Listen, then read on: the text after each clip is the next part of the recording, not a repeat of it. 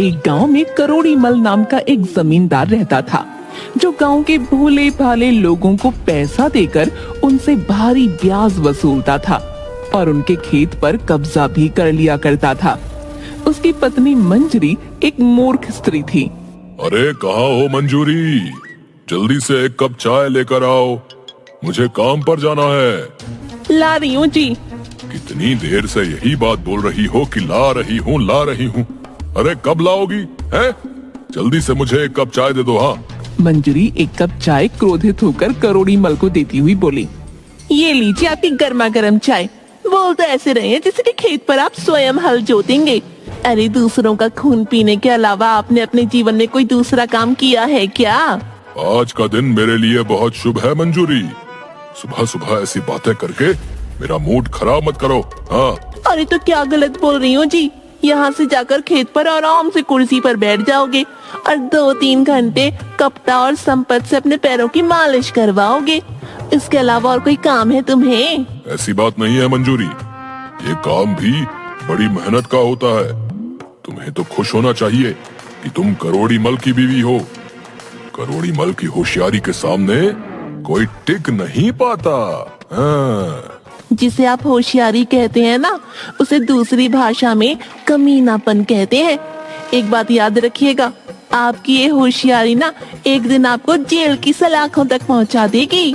करोड़ी मल क्रोधित होता हुआ अपनी पत्नी से बोला, मेरी होशियारी मुझे जेल तक पहुंचाए या ना पहुंचाए, लेकिन मुझे पूरा विश्वास है कि तुम्हारी मूर्खता मुझे किसी दिन जेल की सलाखों तक जरूर पहुंचा देगी।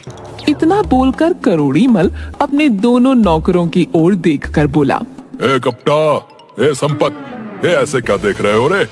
चलो जल्दी से, अगर यहाँ पर कुछ देर और रुका तो मेरे दिमाग का दही हो जाएगा। चलो। करोड़ी मल अपने खेत में जाकर कपटा और संपत से पैर दबवाने लगा। कपटा, मुझे बताओ कि अब गांव में कौन कौन रह गया है जिसके खेत अब तक हमारे नहीं हुए? अभी तो आधा गांव है सरकार। क्या? तो फिर मेरी होशियारी का क्या फायदा? मैं इतनी मेहनत से पैसा कमाकर लोगों को ब्याज पर पैसा देता हूँ और भारी सूद लगाकर उनसे मनमानी करता हूँ, और अभी सिर्फ गांव के आधे खेत ही हमारे हुए हैं। निकम्मो, दिन दिन भर मेरी रोटियां तोड़ते हो तुम दोनों। कोई मुझे अच्छा उपाय नहीं दे सकते? इतना कहकर करोड़ी मल ने एक लात कपटा के मुंह पर मार दी। सरकार, एक किसान अभी है जिसने आपके अभी तक पैसे नहीं लौटाए। आज उसके पास 12 बजे तक का वक्त था सरकार, वो अपने वक्त से 5 मिनट लेट है। कौन है वो? अरे वही अपना रतन, जिसके खेतों पर आपकी बहुत सालों से नजर है। संपत की बात सुनकर करोड़ी मल की आंखों में चमक आ गई। मैं अभी रतन का हिसाब किताब देख कर आता हूँ, तुम दोनों यहाँ से कहीं मत जाना। इतना कहकर करोड़ी मल वहाँ से चला गया। मेरी समझ में नहीं आता संपत की, आखिर ये बंदर जैसी शक्ल वाला करोड़ी मल अपने आप को समझता क्या है यार? हाँ गप्ता, पता नहीं अपने आप को समझता क्या है। बोलता तो ऐसे है जैसे कि इससे ज्यादा चालाक सारे संसार में कोई नहीं। अरे कहेगा समझदार, अरे एक नंबर का मूर्ख इंसान है, एक नंबर का। सही कह रहे हो संपत भाई, गांव के लोगों को ब्याज पर पैसा देता है और उसके बदले में उनकी जमीन उनसे छीन लेता है, और इसे ये मूर्ख अपनी अक्लमंदी बताता है। ये कभी न कभी तो इसका भांडा जरूर फूटेगा, देखना।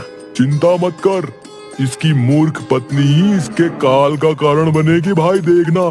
तभी वहाँ पर करोड़ी मल आ गया। चलो मेरे साथ रतन के घर पर चलो। इधर रतन अपनी पत्नी के साथ बैठा खाना खा रहा था। तभी जमींदार अपने साथियों के साथ आधम का, मुझसे कर्जा लेकर चुकाने के बजाय तू यहाँ आराम से खाना खा रहा है, और वो भी पनीर की सब्जी है। लेकिन जमींदार साहब, अभी तो मेरे पास 15 दिन का वक्त है। जमींदार ने गुस्से से संपत की ओर देखा।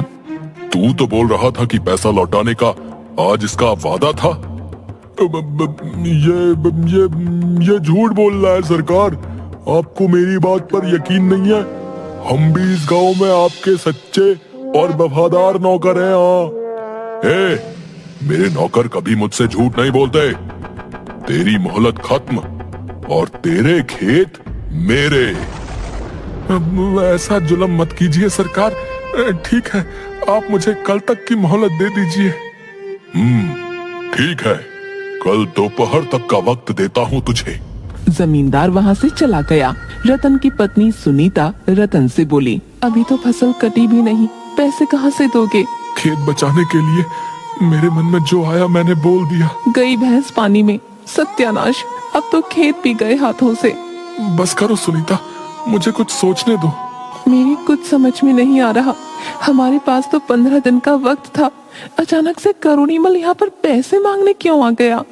जिस तरह से उसका नौकर संपत उससे बात कर रहा था, उससे मुझे यही लगता है कि उसने करोड़ीमल से झूठ बोला है। उस कलमुए को झूठ बोलने की आखिर क्या जरूरत थी?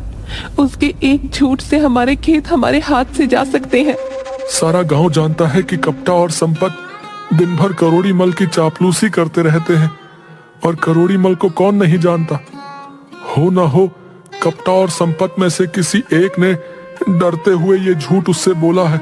अब यहाँ पर खड़े खड़े जेम्स बॉन्ड बनना बंद करो और ये सोचो कि आगे करना क्या है। फिलहाल तो मैं कुछ देर के लिए अकेला रहना चाहता हूँ, ताकि कुछ सोच सकूं।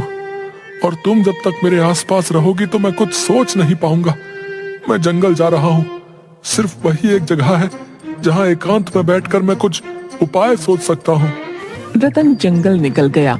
अचानक रतन की नजर एक साधु पर पड़ी, जो कि आंखें बंद किए हुए तपस्या कर रहे थे।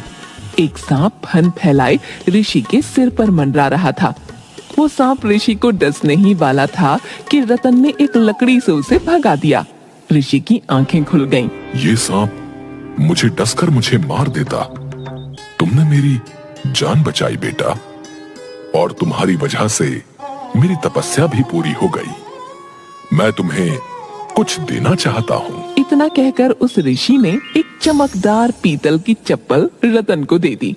ये क्या बाबा, मैंने आपकी जान बचाई और आप मुझे ये पीतल की चप्पल दे रहे हैं? बाजार में ये कौड़ियों के भाव भी नहीं बिकेगी। मूर्ख मनुष्य, ये कोई मामूली चप्पल नहीं है, ये बोलने वाली चप्पल है। तेरी समस्या का निदान इन्हीं चप्पलों में छिपा है। बाबा, मेरी समस्या का निदान ये पीतल की चप्पल है नहीं, बल्कि धन है। मैंने कुछ समय पहले गांव के जमींदार वो उस करोड़ीमल से कुछ रुपया ब्याज पर लिया था, और उसे चुकाने के लिए मेरे पास 15 दिन का समय था। लेकिन वो आज ही अपने पैसे मांगने आ गया, वो भी ब्याज सहित। अगर मैं उसे पैसे नहीं दूंगा तो वो मेरे खेत पर कब्जा कर लेगा। बाबा, करोड़ीमल ने न जाने कितने लोगों की जमीन पर ऐसे ही कब्जा किया है। मूर्ख मनुष्य, धन किसी भी समस्या का समाधान नहीं होता। मेरी बात पर विश्वास कर। तेरी समस्या का निदान, और यहां तक कि सारे गांव की समस्या का निदान, इन्हीं चप्पलों में छुपा हुआ है। ये बात तुझे कुछ समय बाद स्वयं पता लग जाएगी। बाबा, आप करोड़ीमल को नहीं जानते। अरे, उसकी होशियारी के आगे आज तक कोई नहीं टिक पाया। बाबा, चिंता मत कर बच्चा, करोड़ीमल की होशियारी धरी की धरी रह जाएगी मेरी इन बोलने वाली चप्पलों के आगे, जो मैंने तुझे दी है। बाबा, लेकिन ये कहाँ बोल रही है? ये तो बड़ी साधारण चप्पल लगती है। ये अपनी मर्जी से बोलती है। समय आने पर तू सब जान जाएगा। चप्पल पहन ले और निश्चिंत होकर अपने घर चला जा। रतन वहाँ से चुपचाप चला गया और अपने घर के बाहर अपने आप से बोला, सुनीता को नहीं बताऊंगा उस बाबा के बारे में, नहीं तो सारे गांव में ढिंडोरा पीट देगी। बोल दूंगा कि मोहन के घर पर गया था पैसे उधार मांगने के लिए, मगर मोहन ने पैसे तो उधार नहीं दिए, ये पीतल की चप्पल मुझे पकड़ा दी। रतन के घर में घुसते ही उसकी पत्नी सुनीता ने सवालों की बौछार कर दी। इतनी देर जंगल में कैसे लग गई आपको? मैं आपका कब से इंतजार कर रही थी। मेरे मन में कितने बुरे बुरे विचार आ रहे थे। आप जानते हैं मुझे आपकी कितनी चिंता हो रही थी। और ये चप्पल आपको कहाँ से मिली? तभी उस चप्पल से रतन की ही आवाज आने लगी, जो उसने बाहर अपनी पत्नी के बारे में बोला था। नहीं बताऊंगा, नहीं तो तुम सारे गांव में ढिंडोरा पीट दोगी। ये सुनकर सुनीता का गुस्सा 7वें आसमान पर पहुंच गया। क्या कहा तुमने? तुम्हारी हिम्मत कैसे हुई ये बोलने की? सुनीता, ये मैंने नहीं बोला। तो फिर किसने बोला? मुझे क्या मूर्ख समझा है? रतन ने सारी घटना सुनीता को बता दी। सही बोल रहे हो, मुझे कुछ लगा ही था कि आवाज इन चप्पलों से आई है। वैसे भी साधु महाराज ने कुछ सोच कर ही बोला होगा। चलो अब सो जाओ। अगले दिन रतन जमींदार करोड़ी मल के खेत में चला गया। अरे क्या बात है रतन, इतनी जल्दी तुमने पैसों का इंतजाम कर लिया?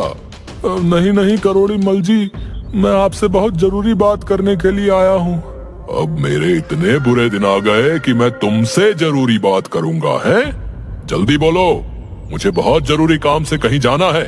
करोड़ी मल जी, अगर आप मुझे कुछ दिनों की और मोहलत और दे देते तो मेरे लिए अच्छा हो जाता।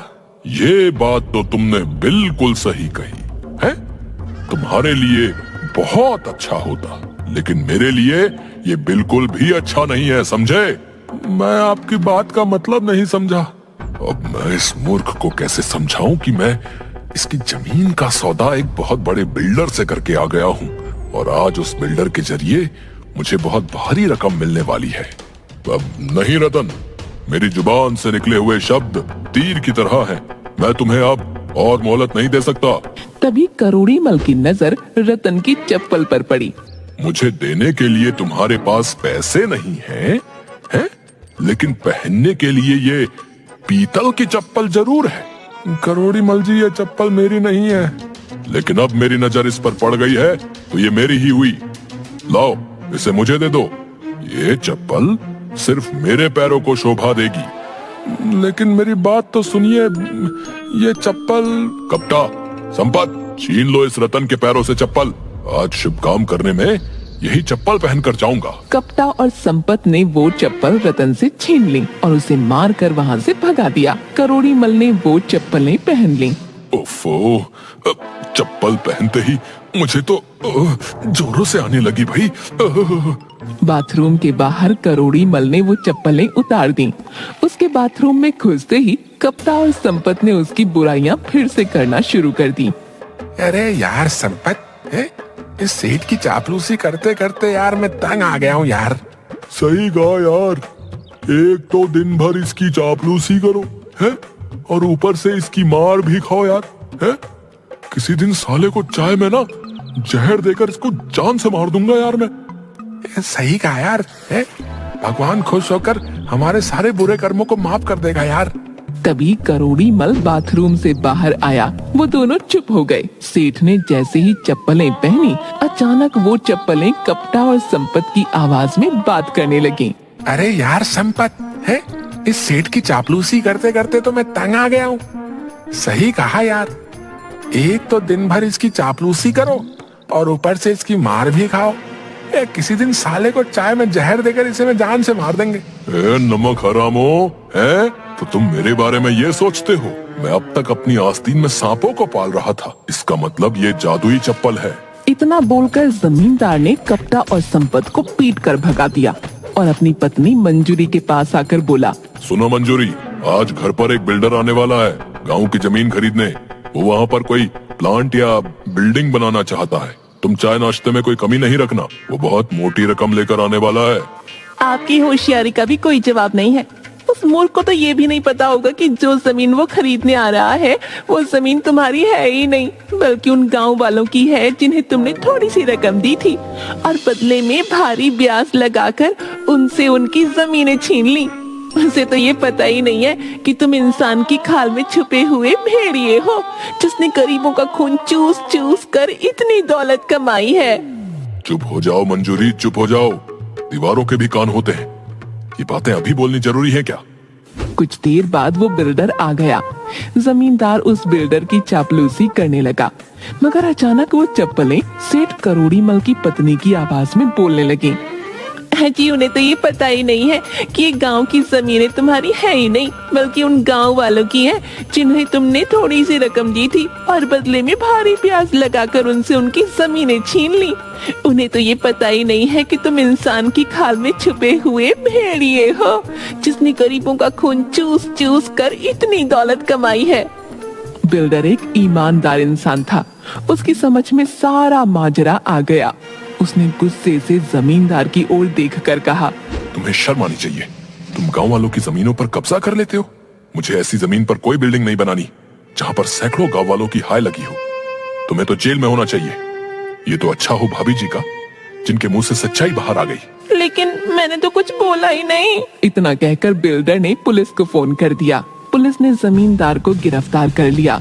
करोड़ी मल पुलिस के हाथ जोड़ने लगा।